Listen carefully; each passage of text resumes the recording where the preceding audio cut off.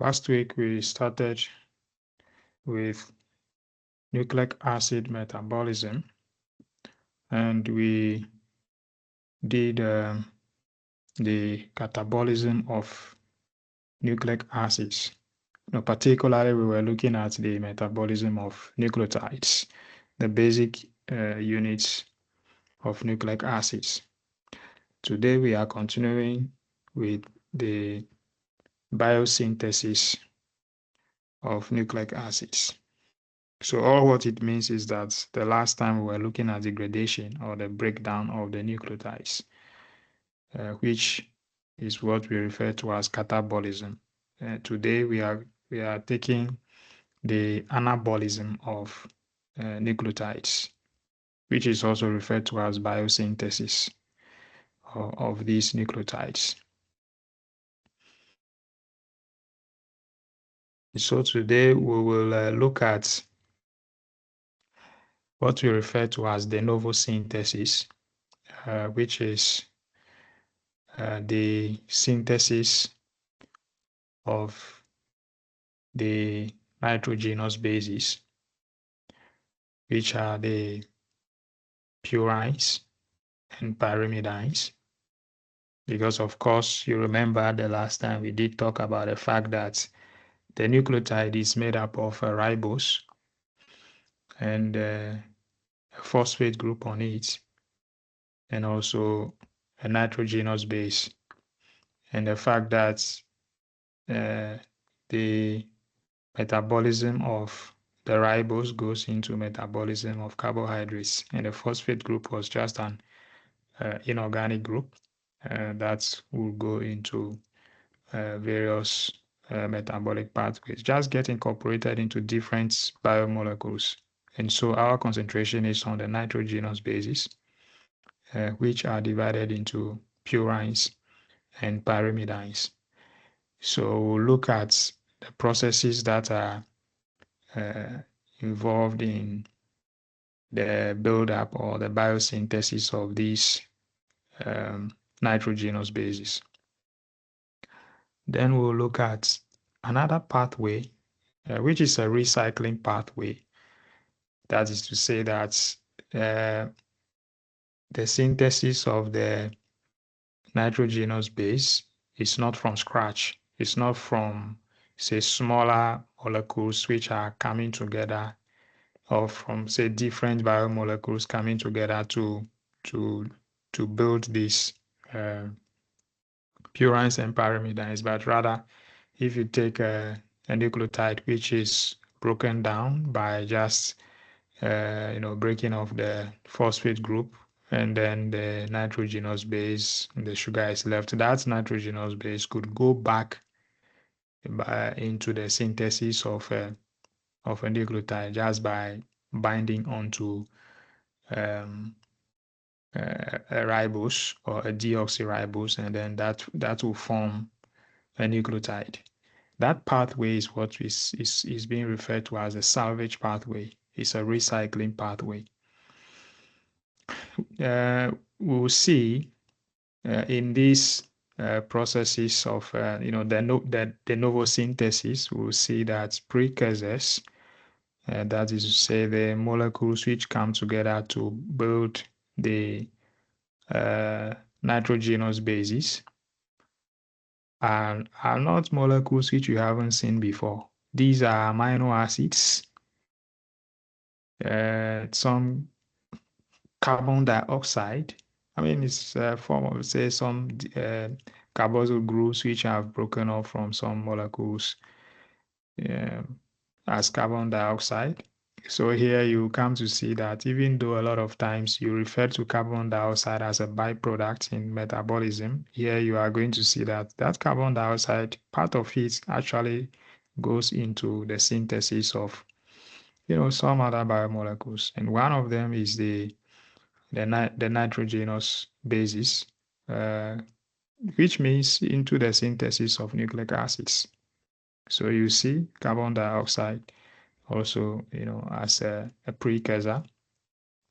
Folate derivatives. So when we talked about enzymes, we did mention folic acids. And so here, folate derivative only means some derivatives of folic acid, which are involved also in the synthesis of these nitrogenous bases. And then we'll look at some processes of regulation of the synthesis of these nitrogenous bases. And as we look at all these processes of biosynthesis of the nitrogenous bases, or say the nucleic acids, we will relate them to some health implications that can arise due to some genetic disorders or some impairment of some enzymes in the processes of the biosynthesis of these nitrogenous bases. So this is our plan for today. I think just a little bit over an hour, we should be done going over these things. And if you have any questions, if you have any comments, you can write in the chat and I will respond. Or alternatively, you can, at the end of the lecture, you can put up your hand and I will enable your microphone, and then I'll call your name, then you speak and I respond. So let's dive into it. So the first we are looking at is the biosynthesis of the purines. And you do remember, the purines are adenine and guanine. And you do remember the ring structure, which is a six-sided ring that is fused with a five-sided ring. Now, here you see that different molecules contribute different parts of this purine ring. So the first is aspartic acid or aspartate. That's an amino acid which is contributing that first nitrogen, N1, for that ring. Then you have the tetrahydrofolate, which we saw also when we were doing enzymes. We saw the tetrahydrofolate as one of the coenzymes. And you see here it is contributing carbon 2 and carbon 8 of the ring. So you see that it will contribute that as a formyl group into that ring. Then glutamine. Glutamine is also an amino acid which we saw earlier. It's contributing N3, N9 into that ring. And then we see glycine, the smallest amino acid, is contributing N7, C5, C4. So all this part which is blue is being contributed by glycine. And then the last one here, the C6 there, is being contributed by the carbon dioxide. So you see the precursors which are responsible for contributing all the atoms which are involved in the structure of the purine ring. As we go through the various processes, you will see these molecules, the amino acids, folic acids, carbon dioxide. You will see them, coming into the reaction pathway as the ring is being formed. So now we take first the biosynthesis of the purine ring. Now, before then, I want to say that the biosynthesis of purines and pyrimidines differ in a way that the synthesis of the purines occurs on the ribose 5-phosphate sugar. So the formation of the ring is actually occurring on the sugar. But when you come to pyrimidines, that is not the case. The ring is formed before the ring, that is the pyrimidine, before these pyrimidine bases get bonded onto the sugar. So this is a major difference between the synthesis of purines and pyrimidines. And then again, I want to also say again, as I always say, that when you see reaction pathways of these sorts, don't get intimidated about it. I mean, just take your time, one arrow at a time, and try to understand what is happening, particularly for these metabolic pathways. We have used colors so that you can actually trace the various molecules with the colors, where they are going, which part of the molecule, the product, is coming from which molecule with this color coding. And so if you go, you follow this, the color coding, and you try to understand one arrow at a time, you make some sense out of what is happening. So don't get scared about it. Just have patience for yourself, and then you'll be able to make some sense out of these reaction pathways. So we start from the beginning, where we have ribose 5-phosphate. So that is the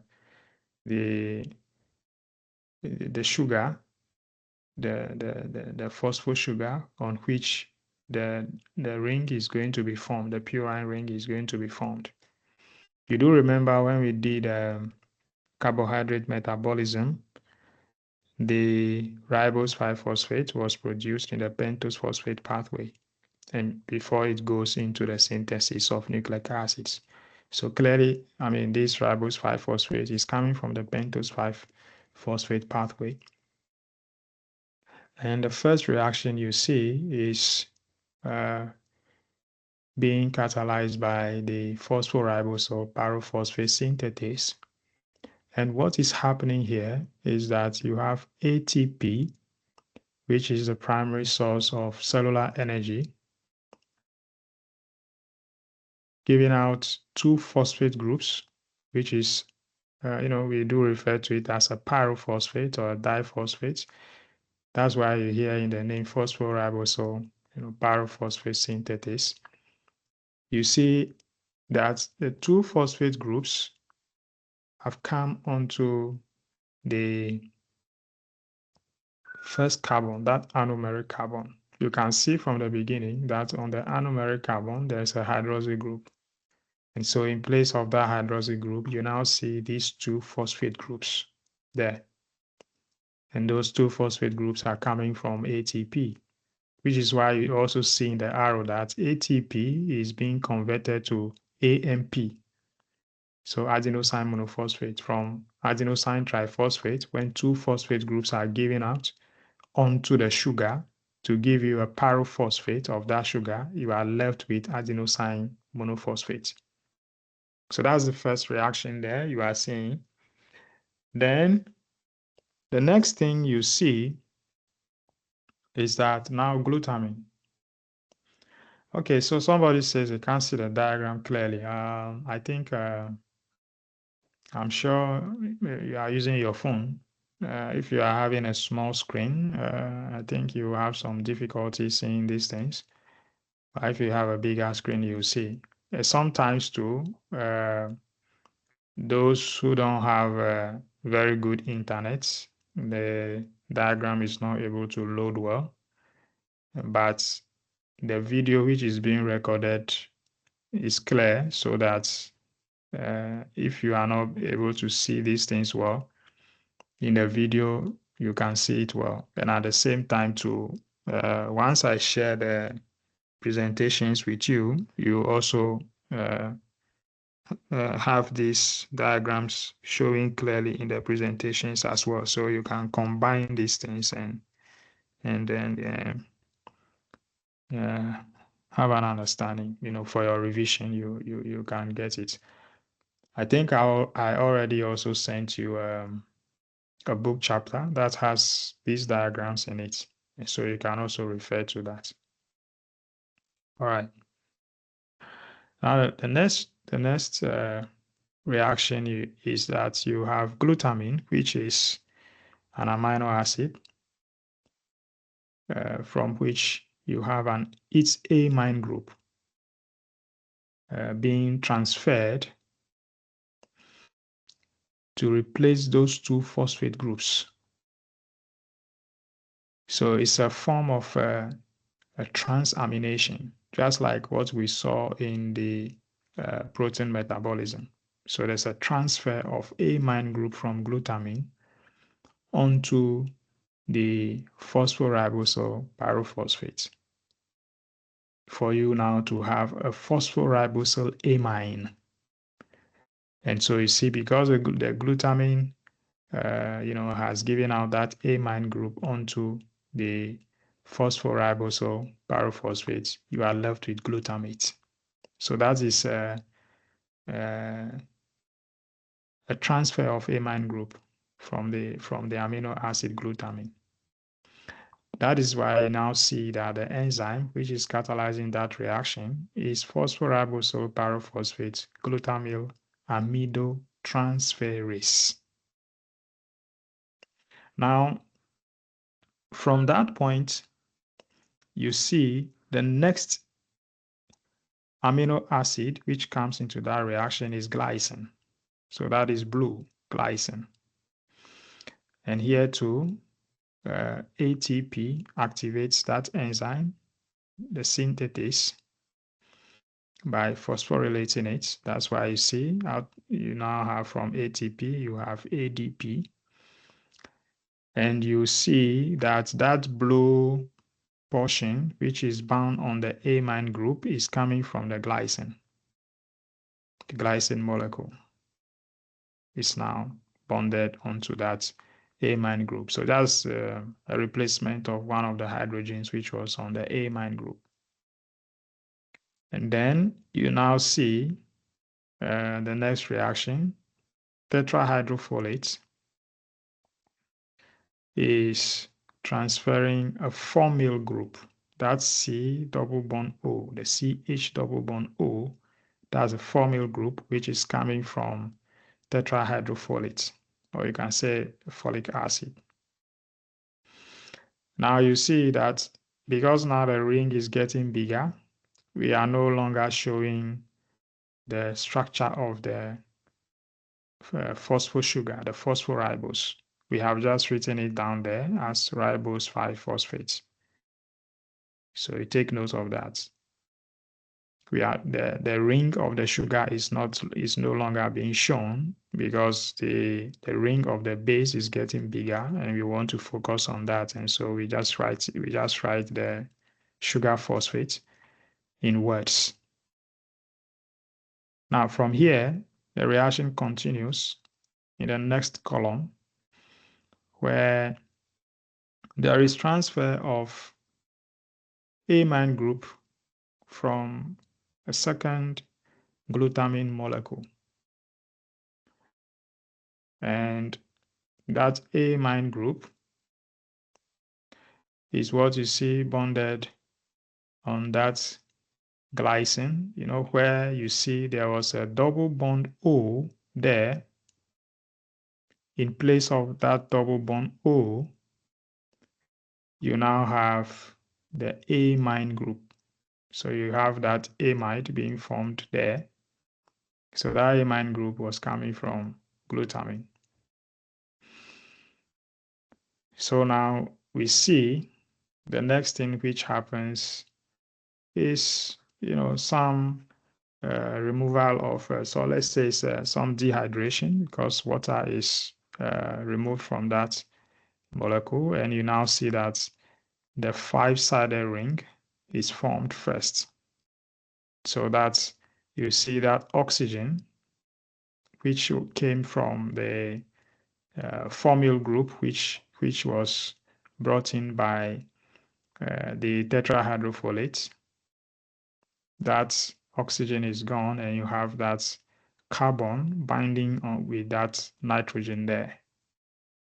So this carbon and this nitrogen bonded, so you have that 5-sided ring which is formed. And you also now have that amine group there is now NH2. And the next thing you see is now carbon dioxide is coming into that reaction. So it's going to be a carboxylation reaction, an addition of a carboxyl group. So you see the precursors which we were looking at right from the beginning, you see them coming into the reaction one after the other. One, glutamine binds, and then glycine comes, then you have the folic acid also coming to bind. So this is what we are referring to as the de novo synthesis. That is the build-up of these nitrogenous bases from different molecules. So it's not only for nucleic acids that you come across de novo synthesis in biochemistry. As you go along, you see de novo synthesis in different reaction pathways. And so we see carbon dioxide, as a carboxyl group, that's a carboxylation, that's black, also binding on that carbon number 4 of the 5-sided ring, which has already formed. Then you have aspartic acid or aspartate, another amino acid, coming to bind on that carboxyl group, which has just, conjugated with that ring on carbon number 4. Now we see fumarate is given out from that ring. And where did you see fumarate? You saw fumarate in the TCA cycle or the Krebs cycle. So that was in carbohydrate metabolism. So here again, you are seeing a connection between the metabolism of nucleic acids and carbon dioxide. Nucleic acids and carbohydrates in the TCA cycle. You are seeing that connection there, fumarate, because this fumarate is an intermediate in the TCA cycle.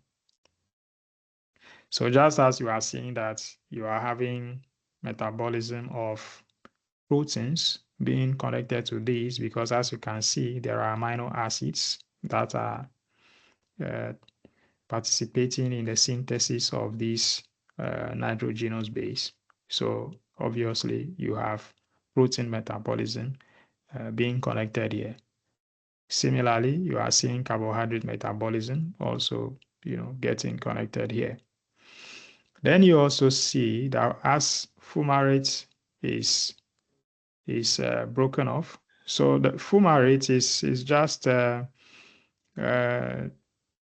whole carbon chain that is, being broken off, and that the amine group is left. So you can look at it as aspartic acid, aspartate, is actually donating its amine group in 2 steps. So the first step is that the whole of the aspartic acid get bonded onto that carboxyl group. It's almost like that is, you can look at it as a peptide-like bond which is being formed between that carboxyl group and the amine group of the aspartic acid. And then after that, the carbon chain is broken off, leaving the amine group on that carbon. And then again, tetrahydrofolate transfers a formyl group onto that nitrogen. So you see that formyl group there, which has been bonded on that amine group. And the next thing you see is some dehydration reaction. You have water that is removed, leaving that carbon there, the carbon which just came from the tetrahydrofolate. And so that carbon then binds with that amine group, the nitrogen, so that you now have the six-sided ring also formed. So you now have a full six-sided ring, that is fused with a five-sided ring. And remember, all of this is happening on the ribose 5-phosphate. And so you see the ribose 5-phosphate continues to be written in words. And the final product which you see in this biosynthetic pathway of the purine ribonucleotide is inosine monophosphate. So this structure is if you look at a ring, it is neither adenine nor guanine. If you look at the structure of adenine and guanine, you should remember that adenine has an NH2 in place of that C double bond O there, and guanine has the C double bond O, and at the same time has an NH2 on that carbon, but that's not the case here. So this base is neither adenine or guanine. Now this is inosine. So this is the parent molecule for the synthesis of the adenine and the guanine bases, which you see in the nucleic acids. So inosine monophosphate can further go into the synthesis of the adenine and guanine. So it's a continuation of what we just saw. Inosine monophosphate can take two pathways. You can have inosine monophosphates taking, let's take the left pathway, because you know that out of inosine monophosphates, there should be the production of either adenosine monophosphate or guanosine monophosphate. So those are the two products, adenosine monophosphates there and guanosine monophosphate. Now, if you take the left pathway from inosine monophosphate, again you see the amino acid aspartate, which is donating its amine group. So there's a transfer of amine group from aspartic acid. But how does it do that? Just like what we saw much earlier, in two steps, you see aspartic acid binds onto that carbon. That is in place of that double bond O. You now see the whole molecule of aspartic acid binding on that carbon. And then the next step is that the whole carbon chain is broken off. That whole carbon chain is the fumarate, which is given out. And the amine group remains. So now you see that is the structure of adenine, and it is on a ribose 5-phosphate. And so you have adenosine monophosphate. Can take note of the enzymes which are shaded green, which are catalyzing each of these reactions, because we did some fundamentals of enzymology. We did study enzyme naming classifications, so that you want to pay attention to the names of the enzymes, how they are related to the processes that they are catalyzing, or the substrates upon which they are acting. At the same time, you also want to see how can you classify these enzymes. That's how to study. So for instance, if you take adenyl succinate synthetase, which is catalyzing this reaction of aspartic acid binding onto the inosine monophosphates, how will you classify it? In fact, the name is a adenyl succinate synthetase. I mean, that should tell you that it's a ligase because this is a conjugation of aspartic acid onto the inosine monophosphate. And then you are having adenyl succinase, which is being broken off. You have which is breaking off fumarate to give you that adenosine monophosphate there. Of course, because if you look at the name adenyl succinase, you can tell that it is coming from the substrate on which it is acting, which is adenyl succinate.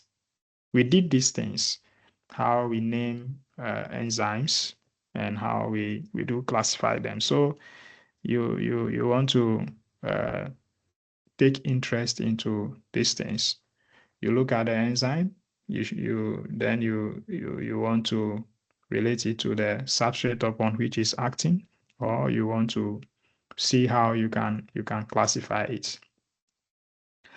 Now, if you take the reaction pathway to the right, again, when we did enzymes, we did see some coenzyme, the nicotinamide dinucleotides, and we said these enzymes were involved in oxidation reduction reactions.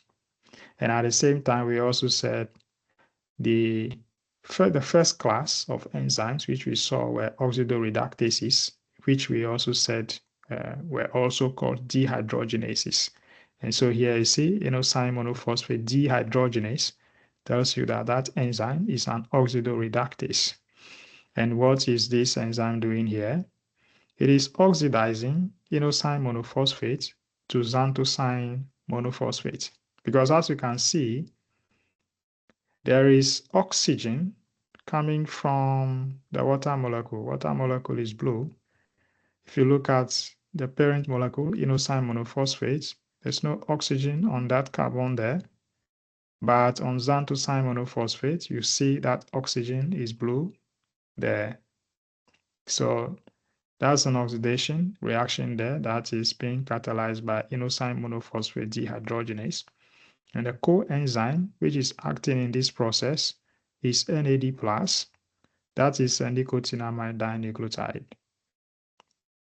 And from xanthosine monophosphate, you have the guanosine monophosphate synthetase, which is also catalyzing the transfer of amine group from glutamine onto the xanthosine monophosphate. So that carbon which got oxidized, and you have that double bond O, in place of that, you now have the amine group coming to bind there from glutamine.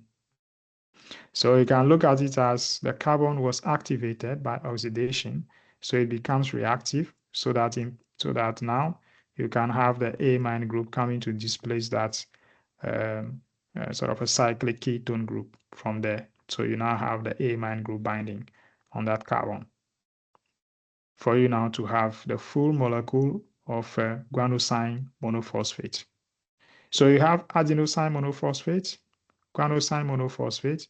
These two nucleotides, you find them in nucleic acids, both in DNA and RNA. So far we've been talking about the synthesis of monophosphates. If you look at it, what got synthesized was either adenosine monophosphate or guanosine monophosphate. And actually, these are what we find in the nucleic acids. We did say that the nucleotides found in nucleic acids are monophosphates, but in biological systems, you do have synthesis of diphosphates and triphosphates as well. Though these diphosphates and triphosphates have different functions, they are not components of nucleic acids. It is still from that monophosphates that you have the synthesis of the diphosphates and the triphosphates. And so you see the nucleoside monophosphate, which is adenosine monophosphate or guanosine monophosphate, just by the transfer of a phosphate group from ATP onto it will give you a diphosphate. And so you see, you have a nucleoside monophosphate kinase as an enzyme. So again, that term kinase, we have seen it over and over again. And we have seen it to be an enzyme responsible for the transfer of a phosphate group between molecules. So we did see that kinases were enzymes which were involved or which catalyze the transfer of phosphate groups from one molecule to the other. Similarly, if you have a diphosphate, from that diphosphate, you can have a nucleoside diphosphate kinase, transferring phosphate group from ATP onto the diphosphate to give you a triphosphate, so that now you can have ATP and GTP. Okay, that's quite straightforward, so you can easily get that. How about the salvage pathway, which is the recycling pathway that we talked about from the beginning? And that is not synthesis as we saw. That this is not a complex process where you have these amino acids, glutamine, aspartic acid, tetrahydrofolate, all of these coming step by step, and donating different groups, amine groups, formyl groups, to be binding in a different reactions before you have the full molecule formed. But this time around, you already have the adenine molecule. That is, if you had a breakdown of a nucleotide where you have enzymes like the nucleotides that breaks off the base from the sugar. That base can just go and bind onto another phospholipase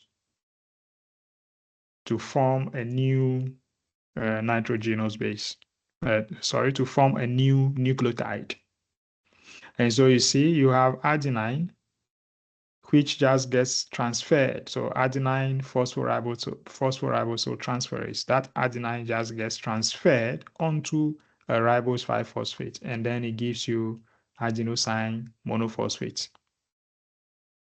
Similarly, you can just have guanine being transferred by an enzyme, hypoxanthine guanine phosphoribosyltransferase, onto a ribose 5-phosphate for you to have guanosine monophosphate.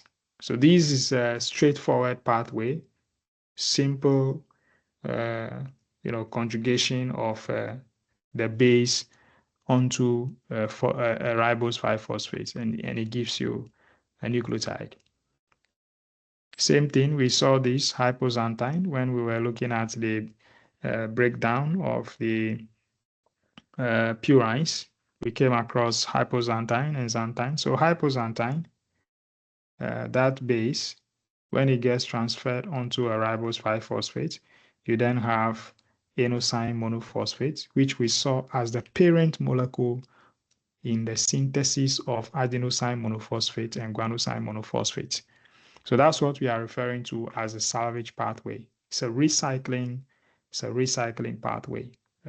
Simple, straightforward, not de novo synthesis. How about regulation? How are these processes regulated in this? We have various reactions, particularly the de novo synthesis.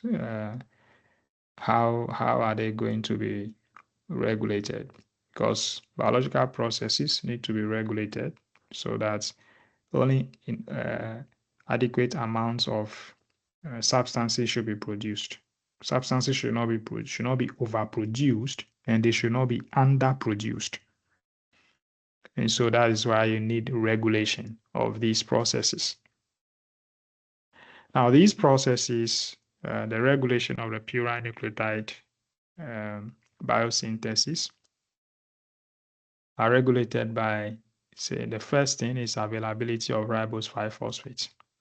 Of course, the ribose 5-phosphate is required for the synthesis of the nucleotide. And you even remember that the synthesis of the nitrogenous base was occurring on the ribose 5-phosphate, which means if ribose 5-phosphate is not available, then there cannot be synthesis of these nitrogenous bases. So their availability is something that regulates this process. That should tell you that carbohydrate metabolism, the process of the pentose phosphate pathway, which directly links to this, is a process on which the nucleotide biosynthesis is dependent.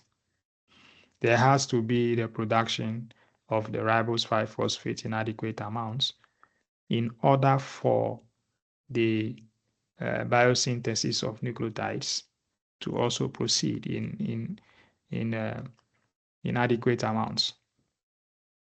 Similarly, we did see enzymes such as the phosphoribosole pyrophosphate synthetase, which were involved in the reaction pathway. And so the availability of that enzyme also regulates the nucleotide biosynthesis. And that clearly should also tell you that, see, there can be some genetic disposition, related here, because of course, you know that this enzyme, the phosphoribosole pyrophosphate synthetase, is a protein. And proteins are coded for, by the DNA, and it is out of this, the genes that code for these proteins. If there is some form of a deficiency, some impairment, some mutation, that can affect the biosynthesis of these nucleotides. So that's going to be some genetic disorder. We'll see some specific genetic disorders. So you then will have a better understanding of what we are saying. Now you can also have these either we talk about, say, the availability of that synthetase, and then now the concentration of the phosphoribosole pyrophosphate. Out of the ribose 5-phosphate, you had a transfer of 2 phosphate group from ATP onto that ribose 5-phosphate to have that phosphoribosole pyrophosphate. So in the cell, the concentration of the phosphoribosole pyrophosphate will also be a form of regulation of the synthesis of these purine nucleotides, which also means that availability of ATP, cellular energy, will play a role there, because it is from ATP that you have a transfer of 2 phosphate groups onto the ribose 5-phosphate to have the production of that phosphoribosole pyrophosphate.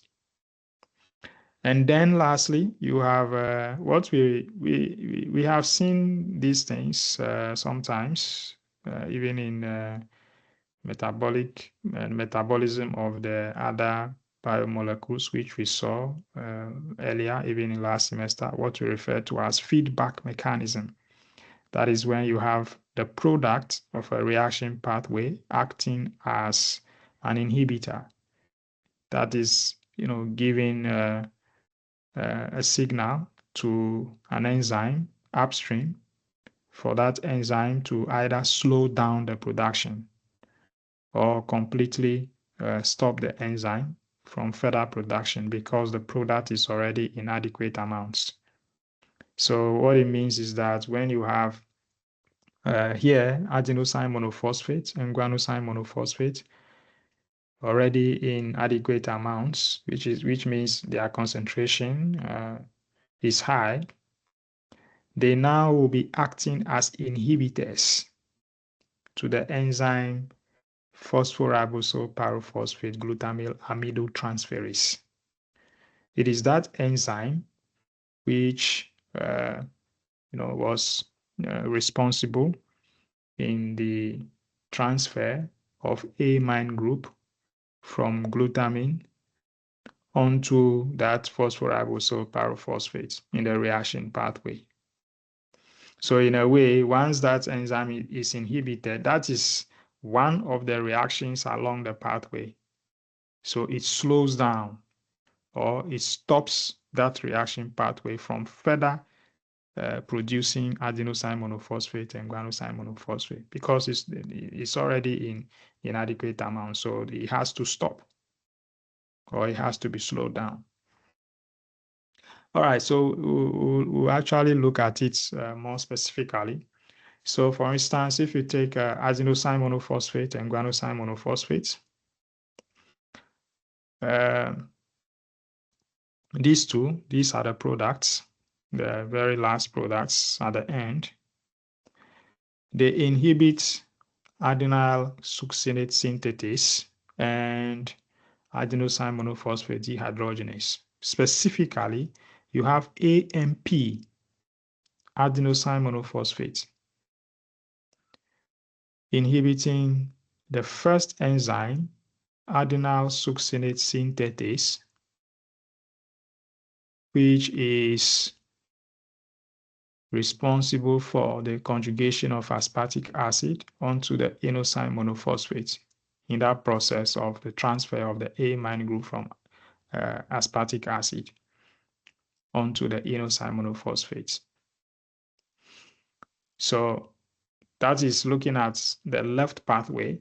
You see the product, adenosine monophosphate, acts as an inhibitor to that first enzyme, adenyl succinate synthetase, to regulate the process of its production. Similarly, guanosine monophosphate, GMP, inhibits the first enzyme, inosine monophosphate dehydrogenase, also in that pathway, the pathway to the right. You see the product guanosine monophosphate by feedback mechanism inhibits that enzyme. But so far we've just been talking about ribonucleotides. But and if you talk about ribonucleotides, these are nucleotides which are found only in RNA. How about the nucleotides in DNA? The deoxyribonucleotides, how are they produced? Back on the difference between the ribonucleotides and deoxyribonucleotides. And you remember that in the ribonucleotides, on carbon number 2 of the ribose, you have a hydroxyl group. And in place of that hydroxyl group, in deoxyribonucleotides, you have a hydrogen. So these are in red so that you can draw your attention to it. Hydroxyl group in ribonucleotides, deoxyribonucleotide, you have only hydrogen. And so that's just a conversion of the ribonucleotides which have been synthesized, a reduction of them to their deoxyribonucleotides by the enzyme ribonucleotide reductase. We'll give you the deoxyribonucleotides, which can go into the synthesis of DNA. And the ribonucleotide reductase itself, is also has a coenzyme, thioredoxin. And you see that the thioredoxin itself, because it's involved in that reduction process itself, gets oxidized and is in that cycle of its reduced form to its oxidized form, which itself is also being catalyzed by the enzyme thioredoxin reductase. So it's an oxidation reduction reaction which is occurring. And so you also see that in that process, you have the nicotinamide dinucleotide, which we saw as a coenzyme in the oxidative reductive reactions here, also, participating in that reaction pathway. So simply put, once you have the ribonucleotides synthesized, reduction of the ribonucleotides will result in the production of the deoxyribonucleotides. And I put a small note here that a drug such as hydroxyurea, which is used in cancer treatments, actually targets this enzyme, ribonucleotide reductase. So that for the cancer cells, once you have hydroxyurea inhibiting the ribonucleotide reductase in the cancer cells, those cancer cells will not be able to reproduce because they will not be able to be producing their DNA material, which will then go into production of more cancer cells. So that is the principle behind the activity of hydroxyurea as a cancer treatment drug. All right, so I see somebody, Samuel Answer, says he can't see my screen. Maybe it's only you. I don't think it's everybody else that cannot see my screen. As I monitor on my second screen, I see it. I think so what some students tell me is that when they actually sometimes advise one another when we are online that when the screen is not showing, you log out and log back in, and then it will come. So I think it's a network problem you are having there. But like I always say, you don't worry so much if you cannot see it now and it comes later. It's just that maybe it's because of your network it's not showing, but the recording is okay. So after the lecture, when I send a link, you can watch the video fully. In case you didn't hear certain things or you didn't see certain things well, and you can also refer to the book chapter that I will send you and the presentation slides that I will send you. You can also use them so that you can rectify those things. All right. Okay. Samuel says he can see now. All right.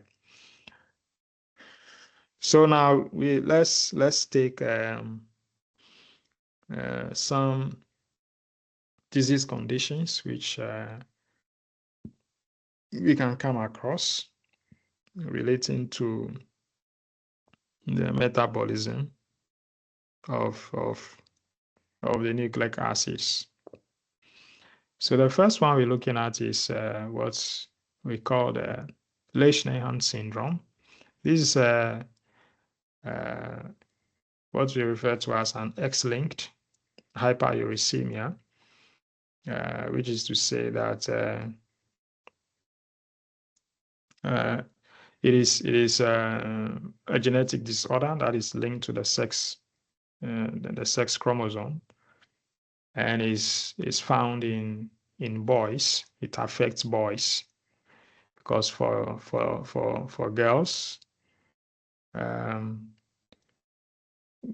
you can only become carriers. So this is a condition which results from the deficiency of an enzyme, the hypoxanthine glutaryl phosphoribosol transferase. I think when we go to the next slide, we'll see it much more in detail, what is happening. Here is only to show that if you have this an unaffected father, the mother is a carrier, because as we're saying, the condition is linked to the X chromosome. So as you can see, if you see, the blue gene there is a normal gene. The white, that is that the abnormal gene. So which is why I have the mother, which is XX, is a carrier. But as a carrier, she's okay. There's nothing really wrong. So if you see in women who are carriers, so just like the carrier mother and the carrier daughter, they don't have the Lesch-Nyhan syndrome. But the only thing is that the ladies that are carriers have an increased risk of the development of what we did see the last time as gout, or some joints problem, because you'll be having accumulation of this uric acid in the joints. And so such the female carriers are at high risk of developing some arthritic disorders. And so you can see that in this case, if you have an unaffected father, the mother is a carrier, there is that 25% chance of having a son that will develop the Lesch-Nyhan syndrome. Another 25% chance of a daughter that will be a carrier. If the daughter is a carrier, that's the daughter will be an unaffected daughter, just like the mother. In the same way, you have 25% chance of having just an unaffected son, and the 25% chance of having unaffected daughter, like just normal genes, and they will not be having any, not carriers, they are just okay. Let's look much more into what the Lesch-Nyhan syndrome is.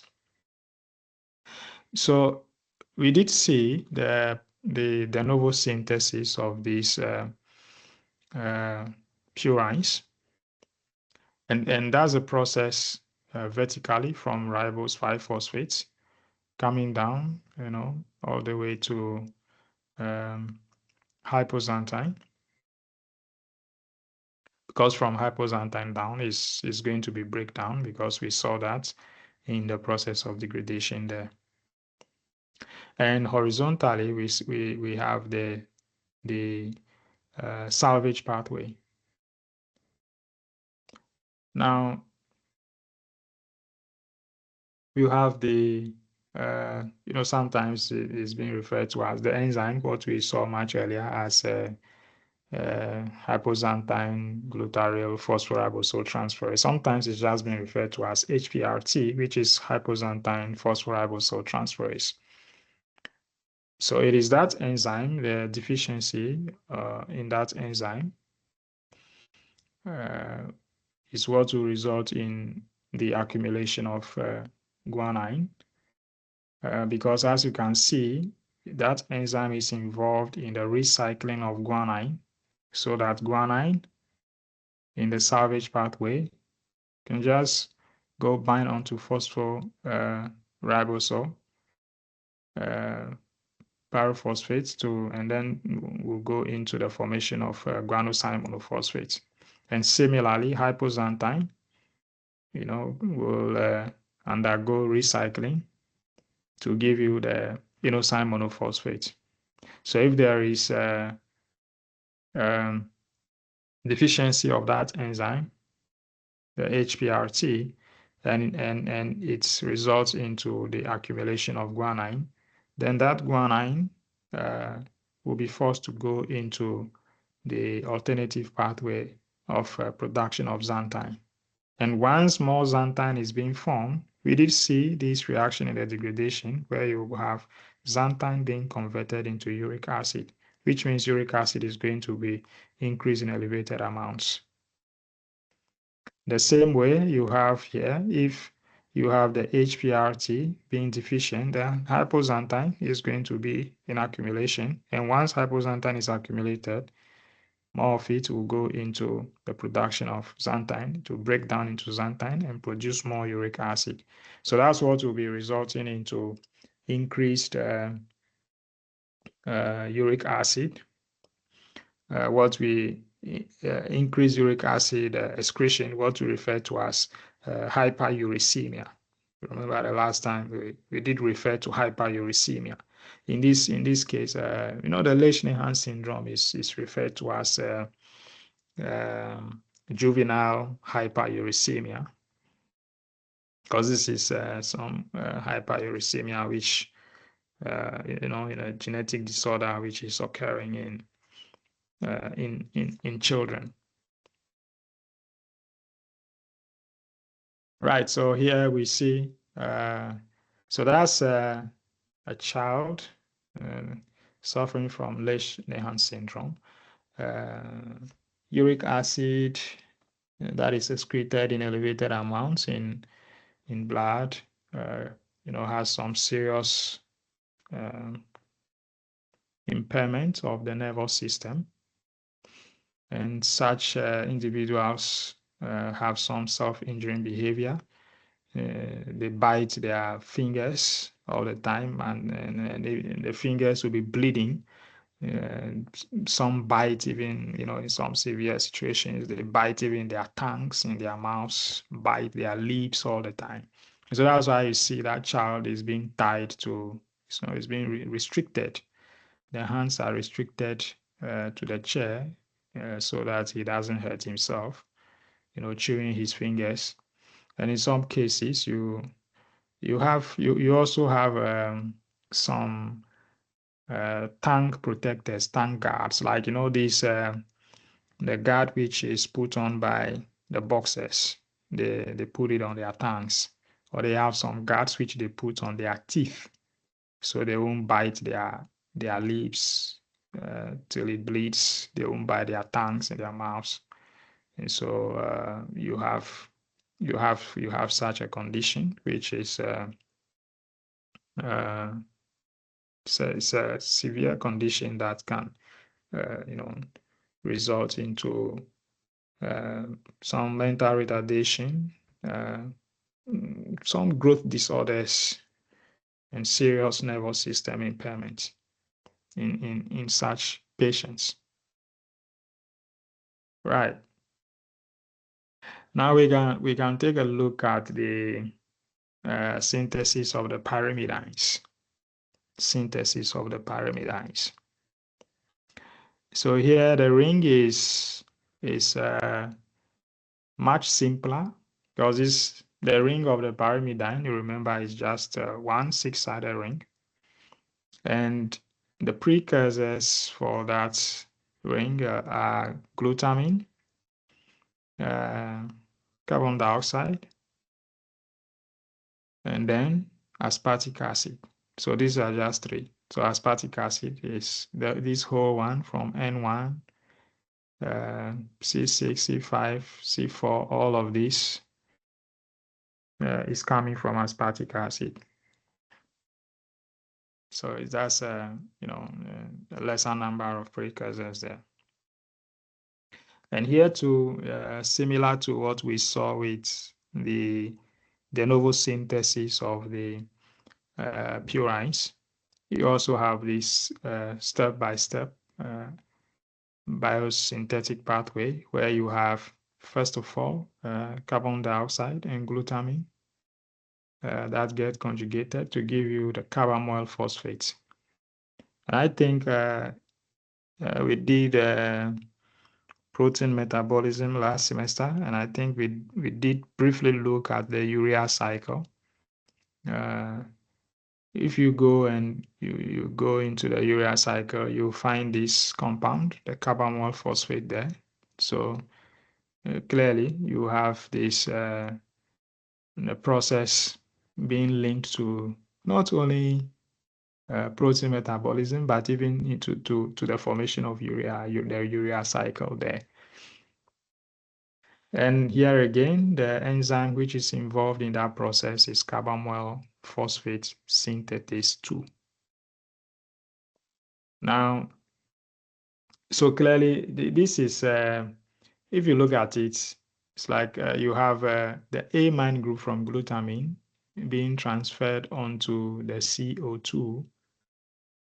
And at the same time, you have ATP, which comes in to phosphorylate the product. So you see amine group red, which is coming from glutamine, the carbon dioxide, the carbon, the 2 oxygen, and then the phosphate group, which is coming from ATP. So you have a carbamoyl phosphate there. And that carbamoyl phosphate, next thing is that you have the aspartic acid. You remember the aspartic acid was what was, contributing the most part of the ring, the blue side. So the aspartic acid comes and replaces that phosphate group there. So you see phosphate group there, that phosphorylation was a form of activating the molecule for that conjugation reaction with aspartic acid to occur. So that now you have a carbamoyl aspartate. The enzyme there, aspartate transcarbamylase. And then you have some dehydration. You have water coming out from that carbamoyl phosphate. And in that portion there, where you have that hydroxyl group with 1 hydrogen from that amine group, which gives you that water coming out. And so now you have that NH binding onto that carbon. So you have a ring formed. That is the dihydroorotate or dihydroorotic acid. Now from that dihydroorotic acid, you now have dihydroorotate dehydrogenase. And so what is that dehydrogenase coming to do? So there is some oxidation reaction. And so you see that a double bond is formed because you have some hydrogens removed in that process. So you have a double bond formed between these 2 carbons. Here was a single bond. And now here, you now have the formation of a double bond. That is orotate or orotic acid. So when you keep this in mind, because we'll look at a disease condition which is related to this, the accumulation of the orotic acid. Now, from the orotic acid, you have an enzyme, orotate phosphoribosyltransferase transferase. So you see, this is where orotate or orotic acid gets transferred onto the ribose 5-phosphate. Remember we said from the beginning that the pyrimidines are synthesized separately before they bind onto the ribose 5-phosphate. That's a difference between the pyrimidine synthesis and the purine synthesis. For the purine synthesis, it occurs on the ribose 5-phosphate, but pyrimidine separately before it binds to the phospholipase. So this is what you are seeing. That it is orotate, which is the ring that binds onto the ribose 5-phosphate to give you orotidine monophosphate. So you can see that orotidine monophosphate as a parent molecule from which the pyrimidine nucleotides are synthesized. So from orotidine monophosphate, you see this carboxyl group, the COOH, which is actually what makes it, orotic acid. There is a decarboxylation. So you have OMP decarboxylase, that is orotidine monophosphate decarboxylase. That is removing that carboxyl group. And so now you see there's no carboxyl group there. Carboxyl group is removed. And that comes out as carbon dioxide. And so you now have uridine monophosphate. So that uridine monophosphate is what you see in RNA in place of the thymidine monophosphate in DNA. And now you see you have the kinase that is transferring a phosphate group from ATP onto uridine monophosphate to now give you its diphosphate. So you have a uridine diphosphate.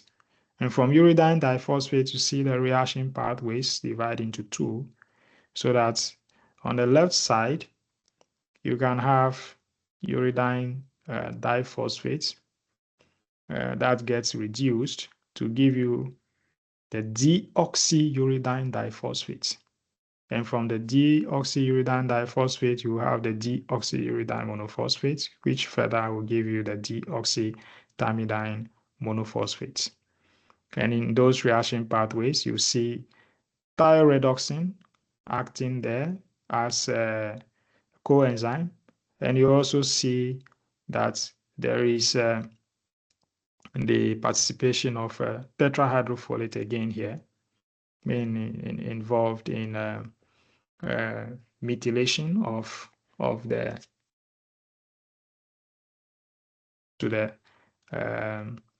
thymidine monophosphate. I think if you go and look at the structures of these nitrogenous bases, you see there's a methyl group on I think the pyrimidines. You have the cytosine, you have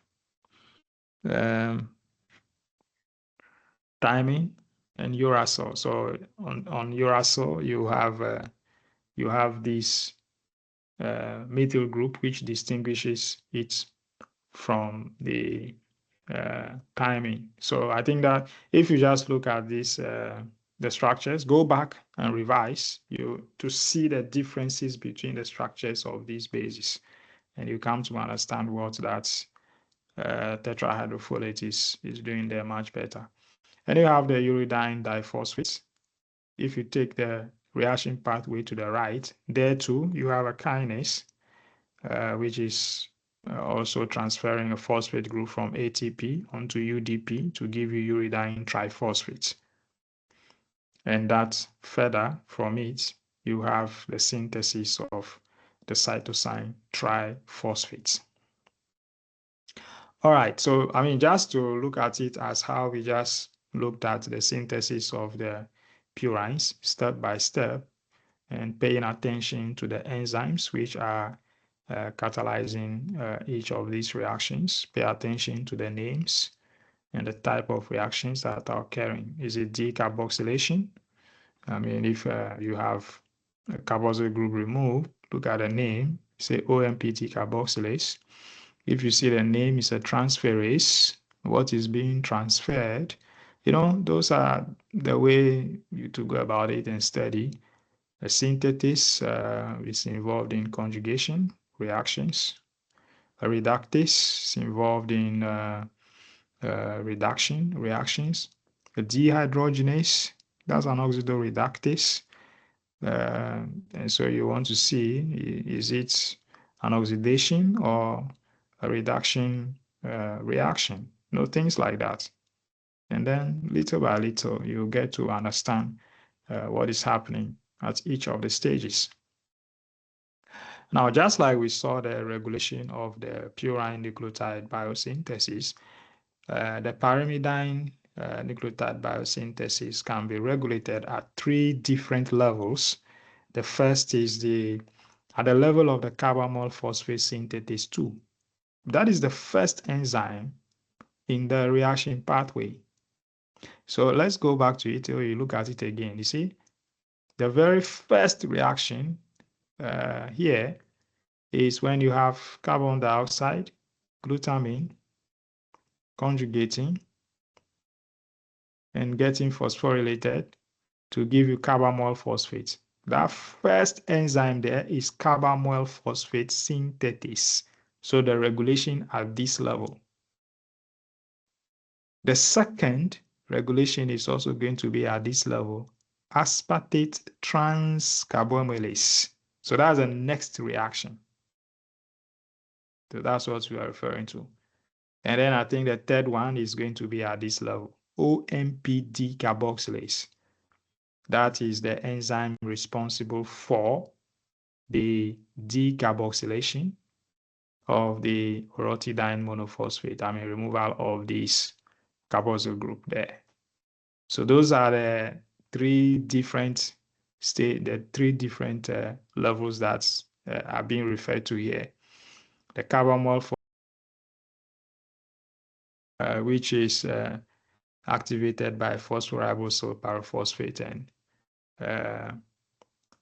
ATP.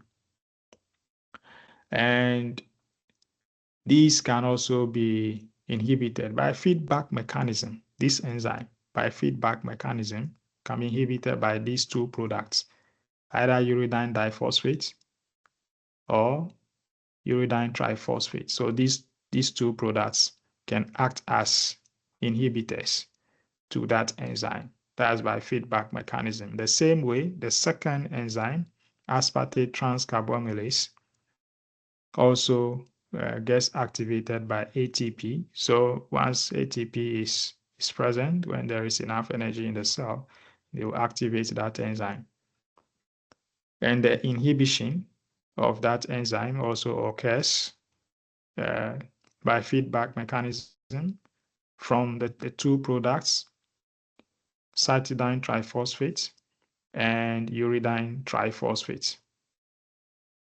And then the third level is the OMPD carboxylase level that can be inhibited by uridine monophosphate and cytidine monophosphate. So if you look at the reaction pathway and you look at the products which are at the end, you see those products, some of them can act as inhibitors, giving feedback onto these enzymes along the pathway to inhibit their activity. Here too, you can have, so this is, usually referred to as a secondary hyperuricemia, like what we did see earlier about Lesch-Nyhan syndrome, a similar thing here, but this time around, this is not related to the sex hormones. This is an autosomal recessive disorder. So it's not. This is not a disorder which is related to, say, abnormality on the sex chromosome. But this is, I think, if my memory serves me well, the gene which is responsible for the synthesis of the OMPD carboxylase is on chromosome number 3. So that the mutation of the genes which are responsible for coding for this enzyme, the OMP decarboxylase, can result into some deficiency in this enzyme, the orotate phosphoribosyltransferase transferase and the OMP decarboxylase. And that will then result into accumulation of orotic acid. Because if you go back to the reaction pathway, you realize that enzyme orotate phosphoribosyltransferase transferase is what is responsible for conjugating the orotate or orotic acid onto the ribose 5-phosphate. So that if there is a deficiency of that enzyme, then it means orotic acid is going to be left free and not be binding onto the ribose 5-phosphate. So an increase in this orotate or orotic acid in blood will then result into its accumulation. Similarly, from that phosphoribosol, from that orotidine monophosphate, you have the OMP decarboxylase, further in that synthetic process that further drives down to the synthesis of these nucleotides. So that the two of them together, when they are deficient, both the orotate phosphoribosyltransferase transferase and the OMP decarboxylase, because the decarboxylation also results into, say, removing that acidic group, the carboxyl group, from that orotic acid group.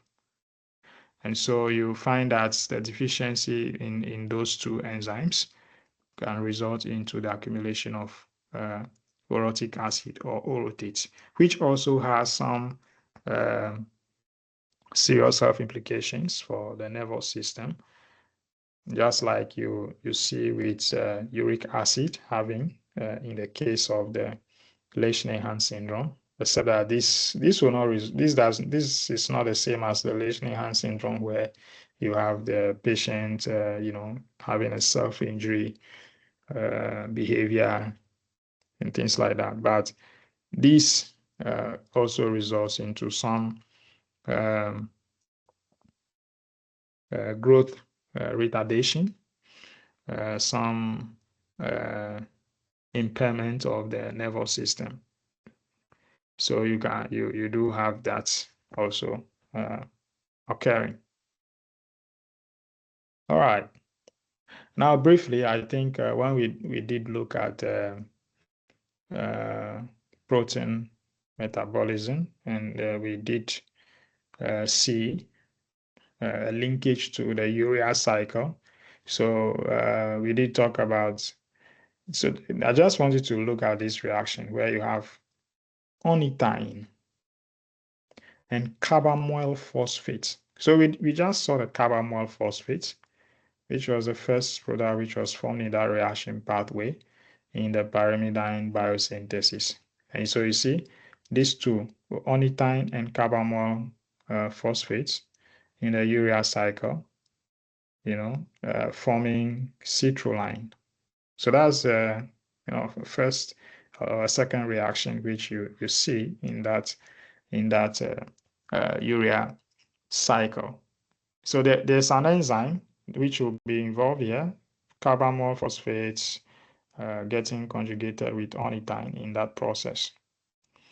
Now, you have what you refer to as the Race syndrome, which is also referred to as secondary orotic aciduria, which results from the deficiency of the enzyme ornithine transcarbamylase. So that's what I was referring to, the enzyme, which is responsible for the conjugation of the ornithine and the carbamoyl phosphates to give you citrulline.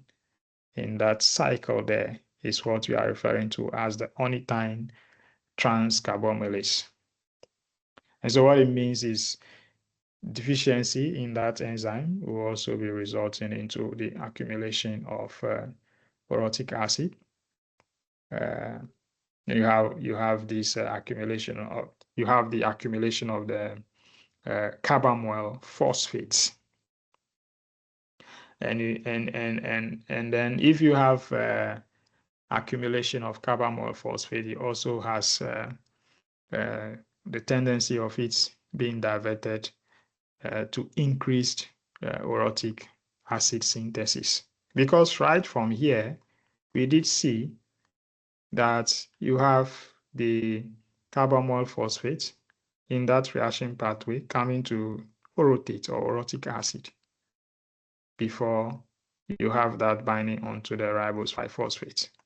So if you have accumulation of carbamoyl phosphate, then it has the risk of increasing orotic acid synthesis, which, as we saw, orotic aciduria much earlier.